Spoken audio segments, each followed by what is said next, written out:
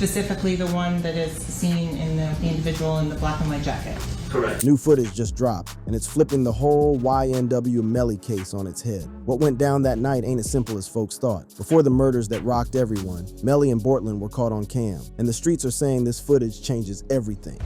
Breaking down the evidence that's got Melly looking cooked. Yo, let me put you all up on game about why the prosecution thinks they got YNW Melly's number. After Bortlen's plea deal had the whole trap talking, everybody started looking real hard at this evidence that the state been sitting on. And bruh, when you peep this laid out, you gonna see why Melly's legal team been moving like they backs against the wall. The feds came with 7 pieces of evidence that's supposed to prove Melly was the one who smoked his own day ones. Each piece designed to destroy that drive-by story and put that young dude right there in the back seat with the blicky in his hand. The realest piece of evidence might be that surveillance footage from New Era recording studios. The cameras caught Melly, Bortlen, Sack Chaser, and Juvie bouncing together around 4:09 a.m. on October 26, 2018. But it ain't just that they was rolling together. It's where Homeboy decided to post up that got the prosecution hyped. During the trial, the victim's mama had to watch that painful footage and identify her baby. Did you recognize the individual that got into the back seat on the left side, the rear driver's side? Yes. And who was that individual? Jamel. And Jamel, is that the defendant, Jamel Demons? Yes, ma'am. That video shows Melly sliding into the left rear seat, the exact same spot where them ballistics experts say all them fatal shots came from. This one clip straight bodied the defense's whole story that Melly wasn't even in the whip when his bros got clapped. That footage got his lawyers looking stressed as hell. The forensic evidence telling a story that the feds say can't nobody twist. Investigators couldn't find anything suggesting shots came from outside the ride. No bullet holes from the passenger side where drive-by shots would have tagged the whip. Even more messed up for the defense, that driver's side window got busted from the inside out, not the other way around. Crime scene reconstruction expert Sergeant Christopher Williams dropped some real damaging testimony during that first trial. My determination was that this is not a drive-by shooting. The shooter is at a stationary position when all but one of these rounds are going in. They found 8 shell casings inside the whip from 2 different straps, a .40 cal and a .45. The trajectory analysis showed all them deadly shots came from where Melly was posted up, not from some random shooters outside the car. The timing of them wounds was even more damning. Williams explained how they knew both victims was already gone when they staged that fake drive-by. It was enough time for the heart to stop beating, for there to be no circulation. Due to the wounds that I examined from the medical examiner's office, none of the wounds have any blood in them, which tells me that they're all ante-mortem wounds. This evidence suggested Sack Chaser and Juvie was already dead as hell when they staged that scene with shots from outside the ride. That's some cold, calculated street stuff right there. Melly's DNA was all over that left rear door handle of the Jeep, proving he was definitely in that shooter's position. The defense tried to play it off like that just proved he was in the whip earlier, but combined with that surveillance footage, it's painting a real clear picture for them prosecutors. What's wild though is they didn't find no gunshot residue on Melly's hands, which his defense team been pointing to as proof he didn't bust no shots. But the prosecution arguing that don't mean anything, especially with all the time that passed before they tested him. The tech evidence is where it gets real incriminating. Melly's phone was pinging right near where the murders went down, placing him exactly where he claimed he wasn't at. Detective Mark Moretti broke down them phone location pings. This is the actual crime scene on US 27 Pembroke Road. And approximately where along Pembroke Road on this map were those casings discovered? But that digital evidence gets even more damning for the young dude. There was an Instagram DM where Melly supposedly wrote, "Shh, I did that," when somebody asked about them murders. If that is real, that's basically a confession through the gram. One of the wildest parts of this whole case is what happened to them, murder weapons. During Detective Polo's testimony, they revealed some real suspicious details about items that just disappeared. Specifically the one that is seen in the individual in the black and white jacket. Correct. Did Mr. Henry have possession of either of those satchels or man purses at the hospital? No, ma'am. That studio surveillance shows both Melly and Bortlen carrying bags when they bounced with the victims. But when Bortlen pulled up to the hospital with them bodies, those bags was ghost. Legal experts thinking those bags had them murder weapons, which ain't never been recovered. That's some real organized crime type disposal right there. The prosecution worked hard to establish why Melly would allegedly smoke his own homies. Gang expert Danny Polo testified that Melly was connected to them G-Shine Bloods, and that murking Sack Chaser and Juvie could have benefited him financially, boosted his status in the set. Text messages between the crew showed some real tension building up before them murders. Sack Chaser was heated about Melly getting all the shine, while he felt like he was doing the real work behind the scenes. Money and respect, two things that done tore apart more crews than anything else in these streets. Them texts got particularly heated when Sack Chaser started beefing with Melly's mama about business moves. In the hood, when somebody starts disrespecting your family, that's when it can get deadly real quick. The prosecution's whole theory is that after Melly allegedly smoked his boys inside the whip, him and Bortlen drove to another spot and fired shots into the SUV from outside to make it look like a drive-by. But that forensic evidence exposed their cover-up attempt. Blood spatter patterns and bullet trajectories didn't match what you'd see in a real drive-by shooting. Plus, there were no bullet holes on the right side of the vehicle where drive-by shots would typically hit. The way both defendants moved at the hospital raised mad red flags. Security footage shows Bortlen switching up his clothes when he got there, like he was trying to get rid of evidence. Hospital staff said Bortlen seemed confused and kept changing his story about what went down. What made it even more sus is Melly wasn't even at the hospital, despite supposedly being tight with both victims. If your day ones just got shot up and you really messed with them, wouldn't you be right there trying to see if they was okay? The most controversial part of the prosecution's case involves using Melly's own bars against him. They trying to introduce lyrics from Murder on My Mind and other tracks as evidence of his mindset. They initially wanted to use over 100 songs, but whether these lyrics can be used is still being fought in appeals court. There's also a promotional video that prosecutors want to use, though that's still being appealed to. The whole question of whether artistic expression can be used as evidence in criminal cases is something the legal system's still trying to figure out. Despite all this evidence, Melly's defense team consistently arguing that the prosecution's case built on assumptions and investigative mistakes. They pointing to the lack of gunshot residue on Melly, them missing murder weapons, and alleged police misconduct during the investigation. The defense also highlighted how Detective Mark Moretti admitted to threatening witnesses with deportation and jail time, which raises serious questions about whether witness testimony can be trusted. But here's the thing, with Bortlen's plea deal now acknowledging that murders happened inside the whip and that he helped cover that up, the defense's job just got way harder. They can't argue it was a real drive-by anymore. They can't claim no murders happened. Now they gotta prove Melly specifically didn't pull that trigger, which is a much tougher sell when you got all this other evidence pointing at him. The street's been waiting for answers since 2018, and this evidence package is exactly why prosecutors think they got their man. But evidence is one thing. Convincing a jury beyond a reasonable doubt in the hood is something else entirely, and that's where the defense was about to make their most desperate play to save their client's life. The defense's final move. As YNW Melly's retrial approaches, his defense team dealing with what you might call a straight nightmare scenario, with Bortlen's plea deal basically confirming that murders went down inside the whip and that he helped cover that up, the whole defense strategy had to get completely flipped. What happened next exposed some deep cracks in both the prosecution and defense camps and showed just how messy this whole situation really got in these streets. From day one, Melly's defense strategy was causing mad drama in the hip-hop community. During the 2023 trial, defense attorney David Howard straight up blamed Bortlen for them murders, telling the jury those were Bortlen's lies. He lies about where the incident occurred, he lies about how it occurred, and he lies about not having the phone. This blame-shifting move had people in the streets calling it straight snitching on their own client's co-defendant. Social media was heating up with comments like, YNW Melly and his defense put all the blame on Bortlen in the first trial, so I mean technically they both told and think of Melly lawyers' opening statements and how he tried to make YNW Bortlen the shooter. No way Bortlen don't turn state. The defense built their case around several key arguments that had the streets divided. Howard emphasized that Bortlen tested positive for gunshot residue, while Melly didn't. They argued this proved Bortlen was the real shooter who actually busted them shots, not their client. The defense only called one witness, Melly's homeboy Adrian A.D. Davis, who claimed Melly was knocked out of the house when the shooting happened. Davis said he found out about them murders at the same time as Melly, and that his boy was wearing shorts and a t-shirt when they got the news. The defense went hard at law enforcement's investigation, arguing that Detective Mark Moretti was obsessed with pinning this on Melly because of his fame and street credibility. They highlighted Moretti's admission that he threatened witnesses with jail time and deportation, which raised serious questions about the investigation's integrity in the hood. The defense team's problems weren't just about their client's case. In a shocking twist, lead prosecutor Christine Bradley got removed from the case for allegedly hiding evidence from the defense. The issue involved a police witness who supposedly asked another officer to lie about being present during a search warrant. Legal expert Melba Pearson explained how big this was. This is huge,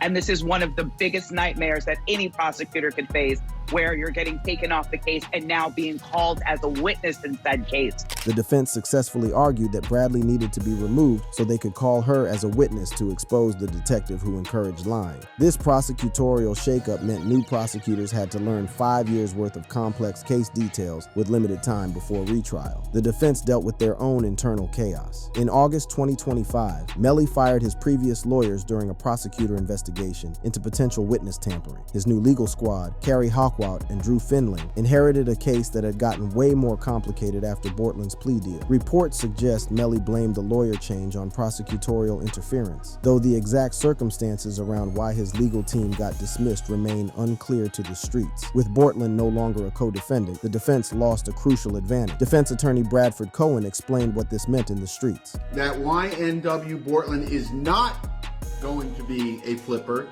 and he is not going to be the cheese eater I previously said that he could become. And he is going to give a statement. I don't know what that statement's going to be, but his attorney is an excellent attorney. He's one of my good friends and you know, really helped me out as a young attorney. Fred Haddad, a great guy. And he represented very, very few, if any, flippers in the past. But other legal experts weren't so optimistic about what Bortlen's cooperation might mean. Attorney Bruce Rivers predicted something real was about to go down. So theoretically, Phillips said Bortlen could now be called as a witness in Melly's upcoming trial. He could testify for Melly or against Melly.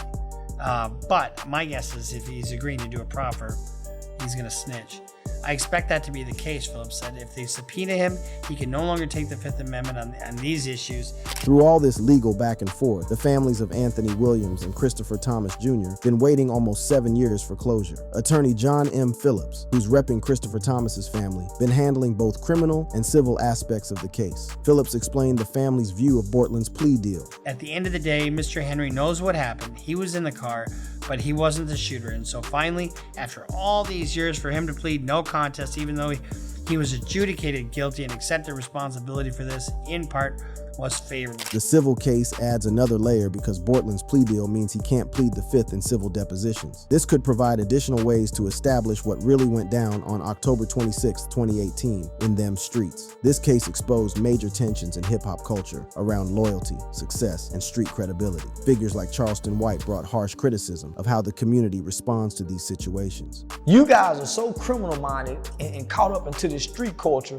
where black people aren't even smart anymore. They think everybody dumb. White's criticism extended to the broader cultural support for defendants in high-profile cases, arguing that fans often rally behind celebrities regardless of what the evidence showing in the streets. Despite years of legal battles and changing strategies, the core evidence hasn't really changed. That surveillance footage still shows Melly getting in the shooter's seat. The ballistics evidence still contradicts that drive-by story. The digital evidence still places Melly's phone at the crime scene. What changed is the legal landscape around that evidence. With Bortlen's plea deal confirming murders happened inside the whip, the defense can't argue that no crime occurred or that the drive-by story was legit no more. When your day one flip. Y'all, when I tell you this YNW Melly situation got real messy real quick, I ain't even exaggerating. September 9th, 2025 was the day that changed everything in one of the street's most watched murder cases. YNW Bortlen took a plea deal that had the whole hood scratching their heads, and what went down in that Broward County courthouse was straight up unexpected. Judge Michael Usan, looking confused as hell, telling Bortlen he couldn't figure out how his lawyers pulled off such a sweet deal. All right, Mr. Henry, I'm not quite sure how your lawyers managed to do this, but I wish you good luck, sir. This wasn't just any regular plea deal, fam. We're talking about a dude who was originally looking at life behind bars or possibly the chair for 2 first-degree murder charges. But somehow, someway, Bortlen walked out with just 10 years and 6 on probation. That's what you call finessing the system on a whole different level. For years, both Melly and Bortlen kept it solid, maintained their innocence. Melly's first trial in 2023 ended in a hung jury. 9 jurors said not guilty, 3 said guilty. His retrial was set for January 2027, giving his team time to build up their defense strategy. Then September 9th came around and flipped the whole script. The courtroom scene was low-key depressing. Only about 8 people showed up to support Bortlen, including Melly's mama and little brother. No sign of 100K Track or anybody from Juvie and Sachs families. It was giving abandoned energy, for real. So the preforms to me look like the 19th case as to the 2 counts of accessory after the fact, as well as to all 4 counts in the 23 case. These are going to be adjudication 10 years Florida State Prison, followed by, that's a 6 years probation. The deal was simple but deadly. Bortlen copped to accessory after the fact and witness tampering, while they dropped the murder charges that would have had him doing life. But here's where it gets spicy. The plea came with what they call a proffer agreement. Basically, the feds wanted Bortlen to sit down and spill some tea. Defense attorney Bruce Rivers broke down what that really means in the streets. So here's what happens. He goes and he testifies, or talks to the prosecutor in a proffer. His lawyer's there, the agents on the case are there, the prosecutor's there. They ask him whatever they want, right? And nothing he says can be held against him in that proffer. Nothing. And this is what they call a snitch session. The hood immediately started buzzing about whether Bortlen was about to rat on his boy. Attorney John M. Phillips, who's repping one of the victims' families, said Bortlen agreeing to talk could give prosecutors the missing pieces they needed to lock up Melly for good. But Bortlen's lawyer Fred Haddad wasn't having none of that snitch talk. Homeboy went on record saying, "I don't represent snitches," and claimed Bortlen wasn't about to throw Melly under the bus. He said the proffer would be limited and wouldn't involve Bortlen testifying in court against his co-defendant. The confusion in the streets was real. Some people thought this was straight snitching. Others thought it was just smart survival tactics. Reporter Seti Nash, who was actually in the courtroom getting the real scoop, gave us the breakdown. No.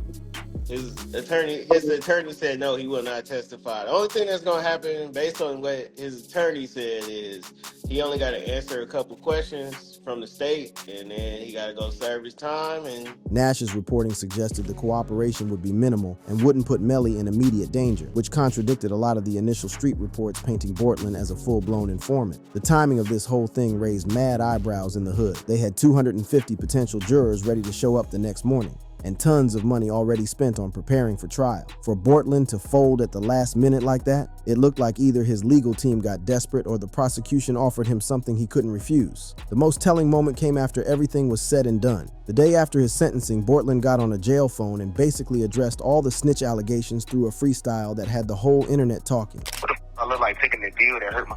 What if I look like giving a... How y'all feel? I'm a young fly... Be back to raising hell, prevail. That freestyle was Bortlen's way of telling the streets he didn't flip on his peoples, even though he took a deal that some folks saw as betrayal. The man was basically saying he did what he had to do to survive the system, but he wasn't about to help put his boy on death row. Within days, Bortlen got transferred to state prison where they shaved off his dreads and got him ready for his bid. From rising rap star to state property, that's a humbling experience that'll change any young hustler's perspective on life. But DJ Academics had a different take on what this plea deal really meant for Melly's case, and his analysis had the hip-hop community thinking deeper. When pleading to an accessory to murder after the fact, you have to acknowledge that the murder happened and you assisted someone or in some way to cover the murder. Now, if Melly's statement is, how do we know there was a murder? And then secondly, how do we know who did the murder? Because they said it was a drive-by. Academics was pointing out something crucial that a lot of people in the streets missed. Even without direct testimony, Bortlen's plea basically admitted that murders happened inside the vehicle and that he helped cover it up. That could seriously damage Melly's defense strategy, which had been built around the drive-by narrative that kept both of them claiming innocence. The hip-hop community was divided on how to process all this drama. In a culture where snitching is considered one of the worst things you can do to your own people, cats were trying to figure out if Bortlen violated the street code or if he was just being smart about his situation and looking out for himself. Charleston White, never one to hold back his thoughts on street politics, came with the harsh reality check that had some people heated. I hope they get his kid life. I hope he never gets out of prison. Yeah.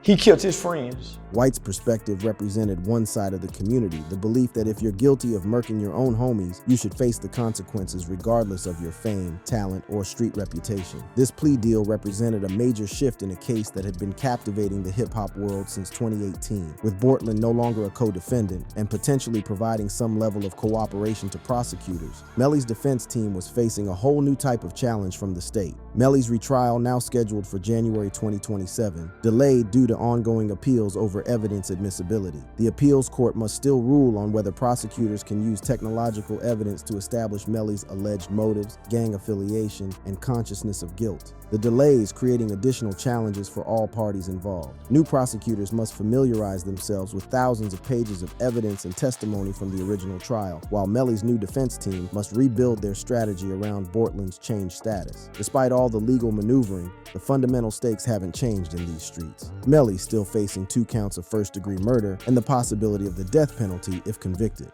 Under Florida's modified death penalty law, only 8 jurors need to vote for execution rather than requiring unanimity, making the stakes even higher for the young dude. The question of justice in this case extends beyond legal technicalities and into the hood's understanding of right and wrong. For the families of Anthony Williams and Christopher Thomas Jr., justice means accountability for whoever took their loved ones' lives. For Melly supporters in the streets, justice means ensuring an innocent man doesn't face execution for crimes he didn't commit. For the broader community, justice means a fair trial that follows proper legal procedures and reaches a verdict based on evidence rather than emotion or celebrity status. Legal expert Safa Robinson-Ferrer highlighted the importance of getting it right.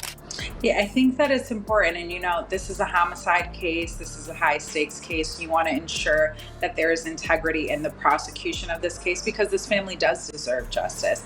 And there isn't a person that deserves to be wrongfully convicted or in prison for something that they didn't do. What's certain is that this case already changed the lives of everyone involved in these streets. 2 young men lost their lives on October 26, 2018. 2 families lost their sons. Bortlen gonna spend years in prison for his acknowledged role in covering up them crimes, and Melly facing the possibility of execution if convicted. Whether justice gonna ultimately be served depends on how the legal system handles the retrial. With new prosecutors, new defense attorneys, and a changed legal landscape, the 2027 trial might look very different from that 2023 proceeding that ended in mistrial. But the core questions remain the same for the streets. What really happened on October 26, 2018? Who pulled that trigger that ended 2 young lives? And can the justice system provide closure for the families while ensuring that the right person held accountable? The answers to these questions going to have to wait until January 2027, when YNW Melly finally faces his day in court once again. Like this video? Click on the card showing on your screen for more.